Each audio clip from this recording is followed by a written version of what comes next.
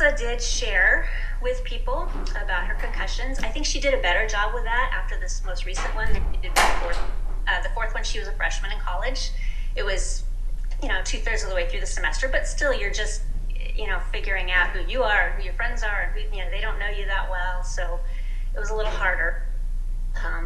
But the three groups in her support system really have been friends and family, who have been important because they listen and give you moral support, but also friends and family have been helpful for going with her to advocate for her, help her advocate for herself when she talks to professors or doctors. Again, when you have had a concussion, you're not thinking very clearly, and it isn't easy to communicate, and it isn't easy to remember then what someone else said either. So advocates are helpful.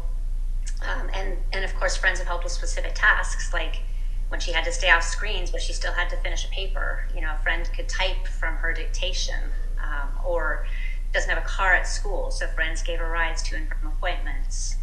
She also has some friends who've had traumatic brain injuries, so they were helpful with real practical tips, like using nausea wristbands and things like that. I don't know if that's the right term, but they gave her a lot of practical tips that were very helpful.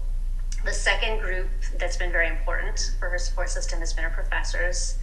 They've been very encouraging to her. They've given her as many accommodations as they can, but professors are a good example of where when we couldn't help her after this last concussion, it was very clear, because this happened the first week of the semester, she was really going to have a hard time keeping up in her classes.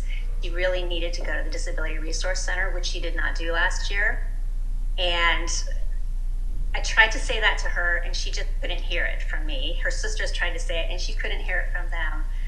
But within 24 hours, one of her professors from last year, who had heard about the concussion, went out of his way to seek her out and encourage her to get in touch with the DRC. He even offered to make the call for her if that would help. So that was huge. And the DRC is the third group that's been very important. The Disability Resource Center has welcomed her with open arms. They very kindly chewed her out for not coming in last year. But they have bent over backwards to give her every possible accommodation in the books. They've made up new accommodations for her, and they tailored all the accommodations to her specific needs in each class and with each professor. So she needs different accommodations for a voice class than for a dance class than for a GE, and they carefully tailored all those accommodations. That was huge. They also made it very clear to her that they consider this not a short-term, semester-long problem, but a long-term disability, and that they're going to be there for her for all of the 3 years since that. So that's been huge. It's been very, very important that she communicated with people what was going on, and it's really helped her in the long run.